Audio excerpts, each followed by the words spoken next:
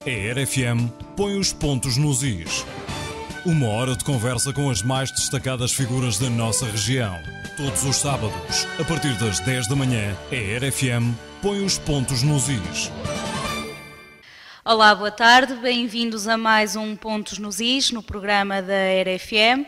Hoje temos connosco Cidália Fernandes, autora de vários livros infantis, coautora de manuais escolares, coletâneas de poesia e contos de Natal.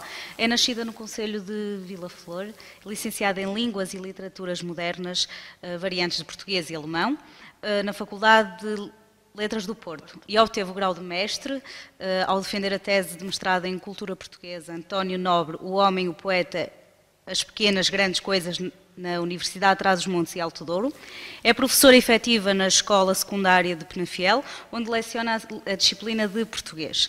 É vice-presidente da ANTO, Associação dos Amigos de António Nobre, com sede em Vilamiã.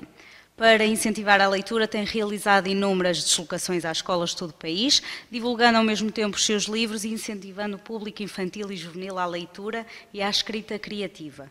Tem-se deslocado também às escolas para apresentar a dramatização dos livros Chamo-me Fernando Pessoa e Chamo-me José Saramago, destinados aos alunos do ensino secundário. A Casa da Lua é um dos seus mais recentes livros. E, posto isto, a minha primeira questão é: quem é Cidália Fernandes? Antes de iniciar, boa tarde aos ouvintes da ERA. Boa tarde, Bruna. Eu agradeço este convite e esta dedicação e a simpatia, como fui recebida, também o Nuno. Muito obrigada mais uma vez. Quem sou eu? Olhem, eu costumo dizer que sou uma mãe, sou uma doméstica, sou uma professora que escreve, sou uma contadora de histórias. Portanto, eu tenho, como há em muitas pessoas, ou há numa única pessoa muitas pessoas, em mim também há muita gente. Acima de tudo, sou mãe, sou professora e depois, nos tempos livres, sou escritora e também contadora de histórias. Hoje já contei a mesma história 4 vezes para públicos completamente diferentes.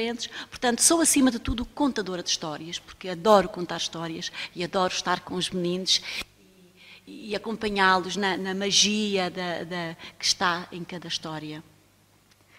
Como surgiu o seu gosto pela escrita?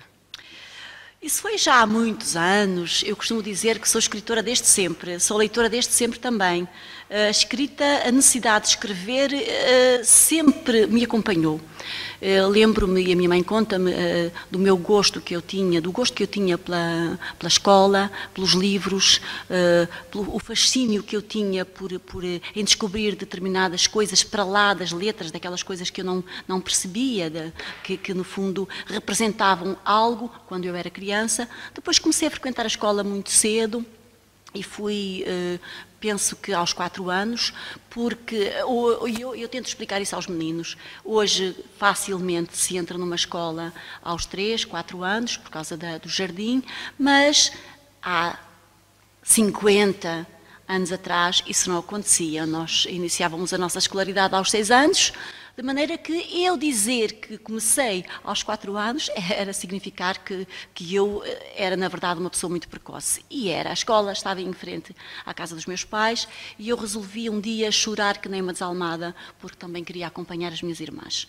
E lá vai a Cidalinha, porque eu era a mais nova, a Cidalinha lá vai acompanhar as irmãs. E eu já era muito teimosa, porque chorei tanto nesse dia que a minha mãe, coitada, viu-se na obrigação de pedir à professora para me levar também, porque eu não parava de chorar. E o que é certo é que todos os meninos na escola, que ficava mesmo em frente, como disse, me ouviam chorar, paravam as atividades letivas, porque era a Cidalinha, como se dizia, não era a irmã mais nova, portanto era o mimo da família, era a Cidalinha que estava a chorar.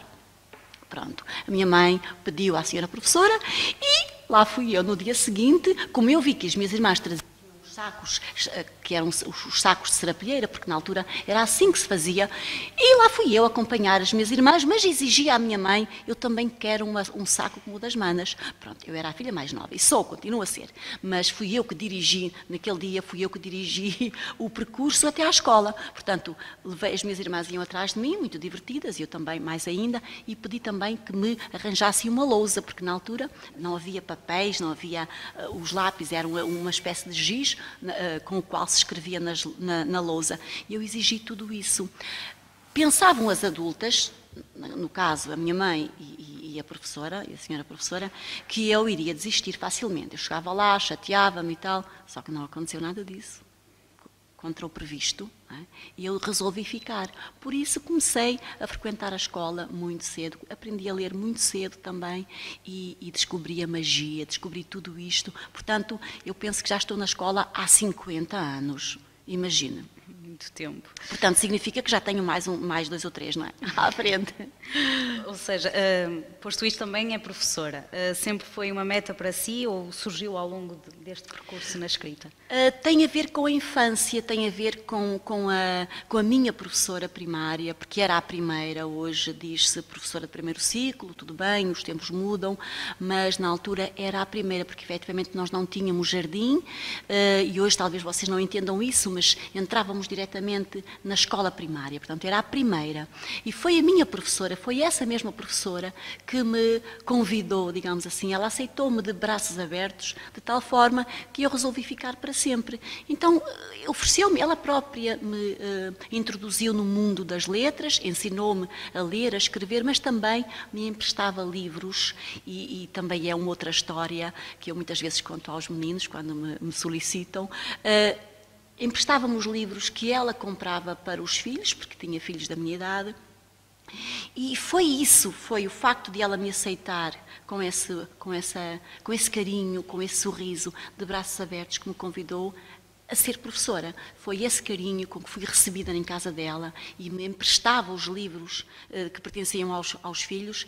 Foi assim, foi a partir daí que eu decidi ser escritora também. Portanto, quando as pessoas me perguntavam, tinha eu 4, 5 anitos, o que é que eu queria ser quando crescesse, eu era pequenina, ainda hoje não sou grande, não é?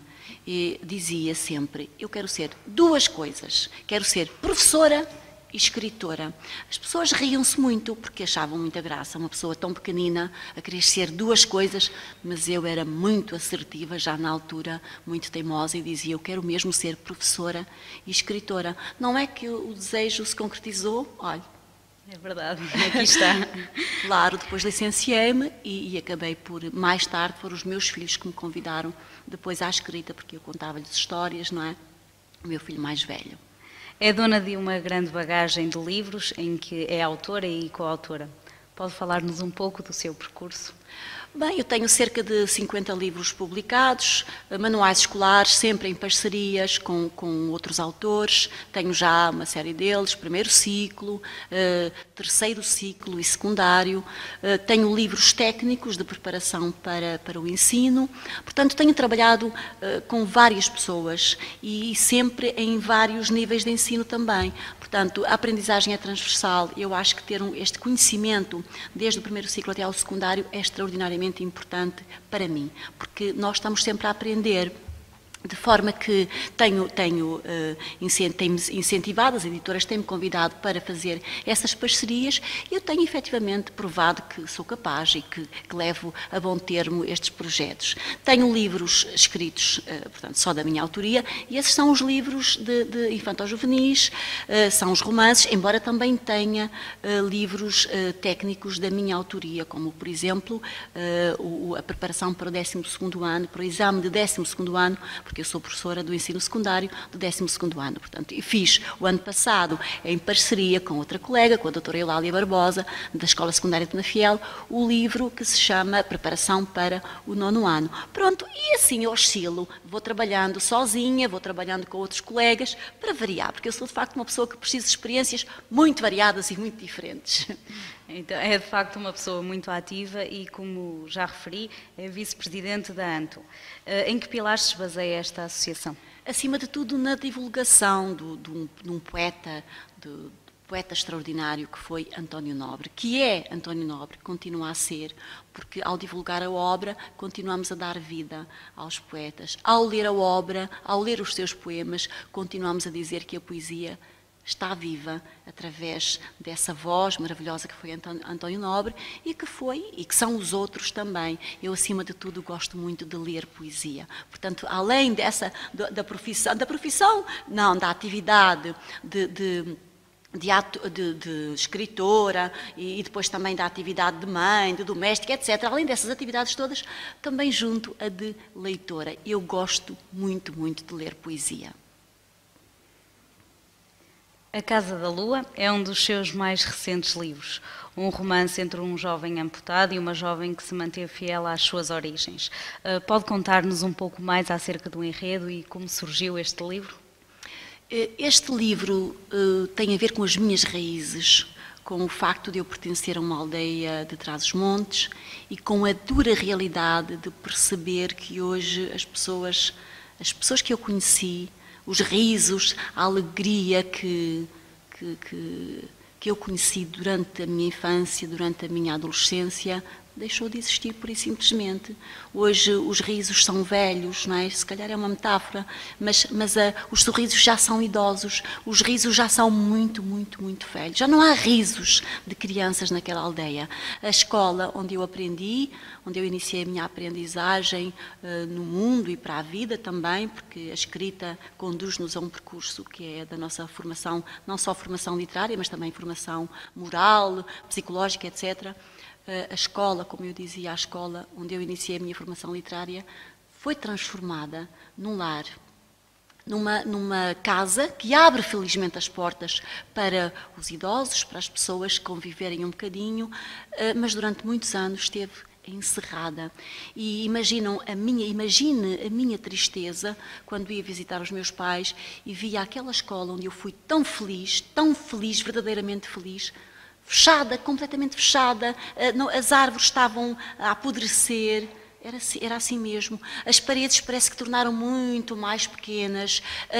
Na altura, é um pormenor muito engraçado, porque quando somos crianças, parece que tudo é mais alto do que nós. Depois, à medida que o tempo vai passando, fica tudo mais pequeno. Parece que o muro da escola se tornou muito mais pequeno.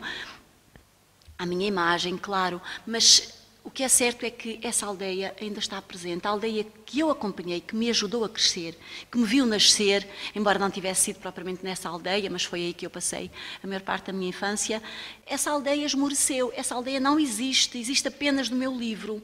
Então eu quis mostrar às pessoas que, e é uma realidade, uma dura realidade, é que atualmente as aldeias deixam de existir, transformam-se.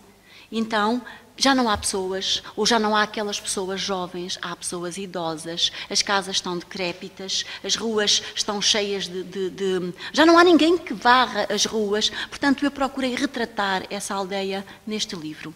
É uma aldeia comum à maior parte das aldeias do nosso país. Atenção, porque quem conhece de norte a sul do país sabe perfeitamente que há o êxodo, as pessoas saem, vão estudar, vão para o estrangeiro, e quem fica nas aldeias atualmente? Os velhos, as pessoas idosas que ainda mantêm, ainda sustêm, de facto, ainda sustentam, aliás, essa vida,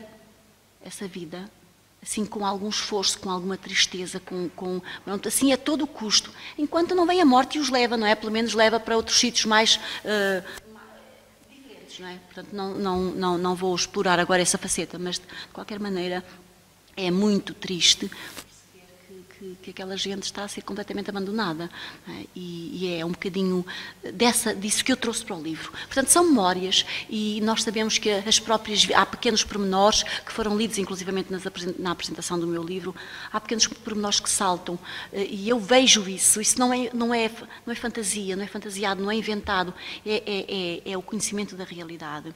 As próprias videiras, todo este tempo se lutou para afastar a natureza, afastar os arbustos, afastar os pinheiros do campo cultivado. Agora, os pinheiros estão a assoberbar completamente o campo cultivado.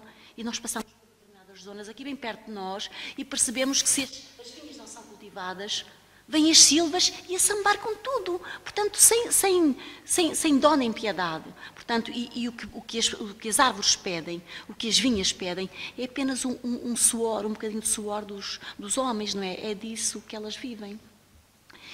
E o que há no meu livro? Um bocadinho de esperança. Há efetivamente a esperança, porque, e assim muito resumidamente, há um casal, que é a Marta e o João, que regressam, depois de muito tempo no estrangeiro, no Brasil, vou especificar, regressam, e o que é que encontram? a realidade de hoje. As pessoas estão separadas. Quem é que está na aldeia? Os estropiados, as pessoas que já não produzem.